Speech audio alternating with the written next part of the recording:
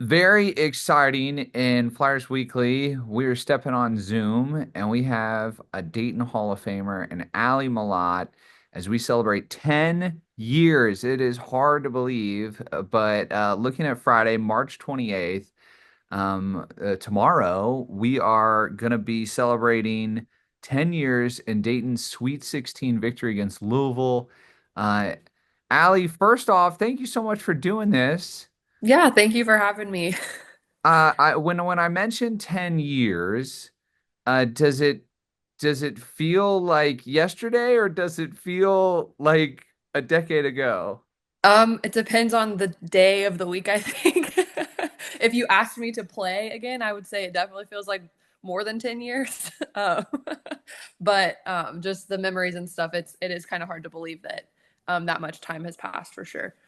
It was such a special season as you guys lost in the Atlantic 10 championship, but 25-6, you were the 7 seed, at large bid. But the year didn't start off that well. You guys went out west and played some tough competition, and you lost to Washington State, lost to Gonzaga. They made a run that year in the tournament, and Hmm. then you go to the Hawkeye Classic. You beat UT Martin, and you play a thrilling game against Iowa that year, and you come up on the wrong end of it, and it was a shootout. Do you feel like that tough schedule and that 1-3 start was that beneficial and sort of where you guys ended up? Yeah, I mean, I feel like playing a tough schedule is super important when it comes to your goals in the NCAA tournament. I know there's a fine line between building your resume in a good way and like, you obviously hope to come out on top of some of those hard games that you schedule for yourselves. But I think like in terms of preparation and just being used to those physical games and just kind of the grind that the tournament is, and like your preparation and stuff on a day-to-day basis, it's definitely beneficial to maybe not finish, the regular season 20-1, but you're gaining a lot more valuable experience that way.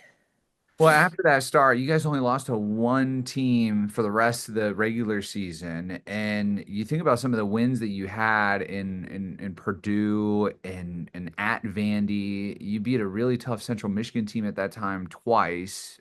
Green Bay, which was a tournament Mhm. squad. When you play the Atlantic 10 championship, you get a little bit of a break there. And then can you take me back to the selection show and that realization? I'm sure there's excitement of, hey, we're in, but you guys kind of knew that you were in. Was there more excitement of being in and being close to home when Lexington, Kentucky popped up? Oh yeah, I think like obviously it's a lot of nerves and excitement watching that on TV, and obviously we did know that we probably were going to be in the tournament, and you want to we were keeping our fingers crossed, like you don't want that 8-9 that 8-9 game. Um, but I think like just knowing our fan support and just how well like the Dayton like community travels, we were really excited that it was somewhat close to us to play. So I know there's always a buzz about being in the NCAA tournament, but you guys were accustomed to that. Did you really feel like that team could make a run like it did? I did. Obviously, like it's hard to predict that we would make a run that far, but I definitely knew that we really loved each other and loved playing together. And like you said, we were at least battle tested as far as our schedule had went. But then you get your tournament draw and you look at the teams that are are coming up, and like you see Kentucky, Louisville, and obviously UConn. And Iowa State even was a really tough first round game for us. So like anything can happen. So, but yeah, I mean, we definitely had confidence in ourselves. Without a doubt, heavy hitters when it came to just the name brand. And Iowa State, you mentioned it, always sort of a strong program in the Mhm. Cyclones. But you guys controlled that game, a 10-7 matchup, and 78-66 was the final. You had a double-double. You get Kentucky, the 2 seed. Is that the most fun? I mean, you watch that game and it just looks like a lot of fun. 99 to 94 was it like that No on the defense court? being played. Absolutely no defense, which is my kind of game. Uh, but yeah, I think, and my memory is like so bad, like when it comes to remembering like specifics that happened during the game. But I just remember being very exhausted afterwards, a lot of up and down. But just, I think we were just pretty thrilled to come out with a win for sure. You balled out. You had 28 points, 13 rebounds. And it was kind of a strange game because Andrea Hoover got in foul trouble. Yeah. But it seemed like everybody was making shots. And is that contagious as a team when you're you're on and then I mean were players feeding off of each other? I definitely think there's a sense of like confidence that you gain from your teammates and just seeing the ball go in general. And obviously, we were not used to playing without Andrea on the floor for the whole game. So I think everyone was like, "Oh, well, we got to kind of step up, and somebody else has got to score." And it was a good shooting night for us, I definitely. I have to ask, and you mentioned that you're not one of like looking back on the game and sort of remembering certain plays, but do you have an idea of what you guys shot from three in that game? I no, I don't. Like percentage wise, or just like how many threes we made. You were 11 of 18 from Oh, okay. distance Yeah, that's pretty and good. 90% from the foul line. It was just a thrilling game. What was that feeling after the game knowing that you were punching a ticket to the Sweet 16? I think just a lot of relief. Because like you said before, we had been to the tournament and it felt like we could never kind of get over that hump of the first or second weekend. So I think like we didn't have a lot of pressure, but like for me and Andrea and Tiffany, we were all seniors and we were like, well, this is our last chance to get over the hump and get to the Sweet 16. So it was definitely a lot of relief on my end at least.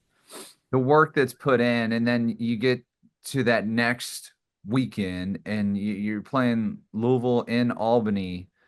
Does the stage change? I mean, amongst of like what you were experiencing in Lexington and moving on to that next round, does it go up a level? Oh yeah, I definitely felt like it went up a level.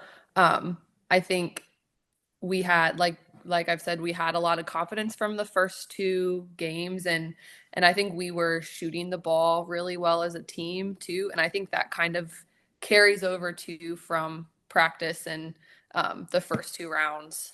And so I think we had that confidence going in at that point it's just kind of like nobody expects us to win from here on out. So we got nothing to lose. So you kind of take that mentality at that point. Well, and you kept winning because you beat the number three seed in the Louisville Cardinals 82-66. Uh, from that game, I mean, is it just momentum of just sort of riding that wave? Yeah, a little bit, I think. And I think we had so many different weapons too, and different people that stepped up at different times. And like I said, I don't remember specifics, but just we had a lot of trust in each other, which is super important at that point in the tournament. So. And then you take on UConn uh, in the regional final. Uh, do you ever look back at that moment and sort of like, I guess in the moment, like try to understand the magnitude of the game?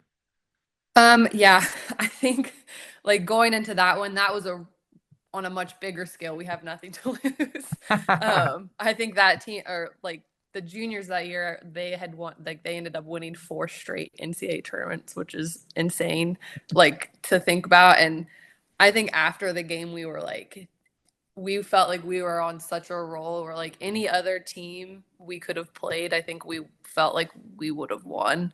But they just had, I mean, so many weapons. I think one of their players broke the 3 point record against, I think she had like 9 threes or something, if I'm remembering right. Well, But I just remember them having that streak of not trailing at halftime.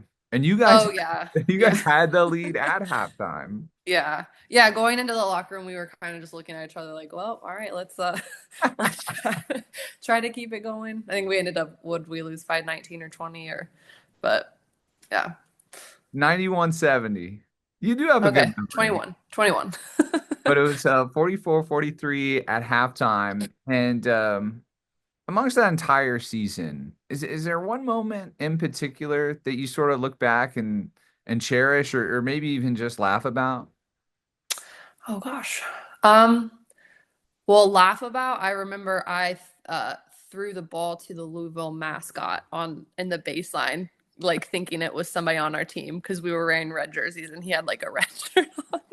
So that's what one thing I definitely make fun of myself for. Um, but like as far as like specific game memories or anything, just the whole tournament run in general was just such a fun like time to be a part of and like all of our just like seeing our families and friends that had traveled with us after the game and just meant a lot to not just us but a lot of people who like supported us throughout our lives and to get to that point. So that was probably what stood out to me the most. And then the real world, and you hear your name selected in the WNBA draft with the Washington Mystics. You were able to get around the world a little bit and play at the highest level. What was that like? Yeah, very, very lucky for that opportunity. Just wasn't even really on my radar, honestly, until like I think around tournament time at Dayton. Like was fully like planning on trying to go to grad school and then they were like, well, you might like, did you ever think about playing in the WNBA? I was like, no, I had never thought about it. Didn't think about playing professionally. Um, but like obviously you can't turn down an opportunity like that. And it was a really cool experience, not just WNBA, but like getting to go overseas and play. A lot of places that I never would have got to travel to if it weren't for basketball. So very lucky. And now, outside of basketball, I suppose basketball is still a big part of your life. Is your coaching these days?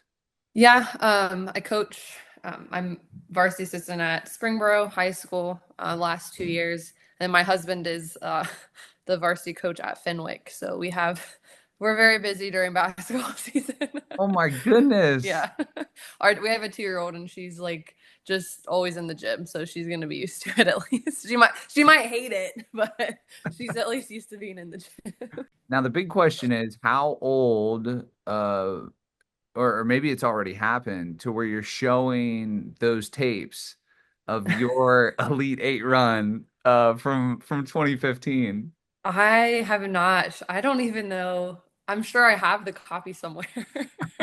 Um, I don't know if she would recognize that it was me or not. I'm sure if we pointed it out, she would lose interest very quickly. But maybe a couple more years, she would think it's cool.